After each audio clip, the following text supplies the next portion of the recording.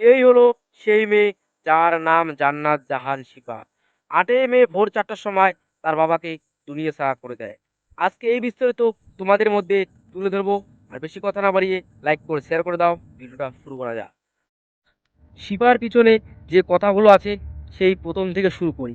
২০০৫ সালে যখন শিপার মা মারা যায়, তখন থেকে শিপার এই বাবা তাকে লালন পালন করে ছোট থেকে বড় করে।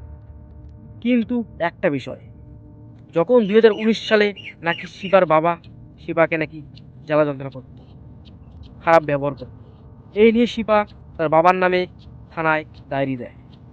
কিন্তু তার বাবাকে অনেক কথায় শোনা যায়। তারপর ২০২৩ সালে যখন শিবার বাবার নামে শিবা আর একবার থানায় এফআইআর করে, তারপরে সেখান থেকে তার বাবাকে ধরে নিয়ে যায়, ৭ মাসের জেলও খাটে তার বাবা। কিন্তু ব্যাপারটা সেটা না। থানার মধ্যে এমন কিছু, আইন আদালতের মধ্যে এমন কিছু ঘটনা ঘটে, ঘটার পর দেখে তার বাবার কোনো দোষ নেই। এরপর থেকে চালু হয় শিপার বাবা বাড়ি চলে আসে। এরপর থেকে শিপা আবার শিপার বাবা একসাথেই থাকতো। কিন্তু বিষয়টা সেখানে থেমে নেই। এখন চলে আসে শিপার বাবার দিকে। তোমরা একটা কথা ভাবো তো, যেই বাবা ছোট থেকে লালন পালন করে বড় করেছে, সেই বাবাকে নাকি দুনিয়া ছাড়া করে দিয়েছে। এর পিছনে কিছু তো রহস্য আছে।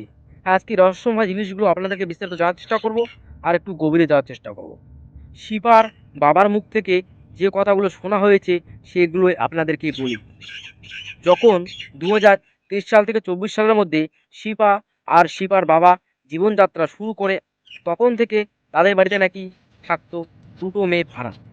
কিন্তু যখনই শিপার বাবা দেখতো শিপা আর তার বান্ধবীগুলো বাড়ির ভিতরে নোংরা নোংরা কাজ করে, ড্রিঙ্ক করে, এমন কাজে জড়িত ছিল, তার জন্য শিপার বাবা একদিন শিপাকে বলে, তুই এগুলো ঠিক করছিস না, বলে এগুলো নোংরা কাজ থেকে বেরিয়ে আয়।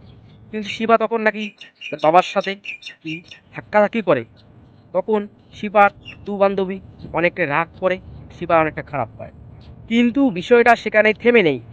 শিপা আর শিপার বান্ধবী ঘরের দরজা দিয়ে ঘরের ভিতরে খারাপ কাজ করতেছিল। সেই সময় শিপার বাবা এসে দেখে যে এরকম কাহিনী। তখন শিপার বাবা জোর গলায় বলে, তুই এখান থেকে বেরিয়ে আয়, এদেরকে বাড়ি থেকে ভাগিয়ে দে। কিন্তু শিপা সেখানেই অনেকটা খারাপ পায়। কিন্তু শিপা সেখানেই থেমে নেই। তার বাবাকে যখন খেতে দিয়েছিল, খাবারের মধ্যে কি মিশিয়েছিল? ঘুমের ট্যাবলেট। ২০খানা ঘুমের ট্যাবলেট মিশিয়ে দেয়। তার বাবা যখন সেগুলো খেয়ে ঘুমিয়ে পড়ে, তখন শিবা ভোর ৩টার সময় তার বাবাকে দেখে ঘুমিয়ে পড়েছে। তখন ৪টার দিকে তার বাবাকে ছুরি দিয়ে আঘাত করে সেটা লাইভ করে, তার বাবার ফোন দিয়ে লাইভ করে সোশ্যাল মিডিয়া আপলোড করে। এই ভিডিওটা অনেক পরিমাণে ভাইরাল হয়েছে, এটা আপনারাও দেখেছেন, আমিও দেখেছি।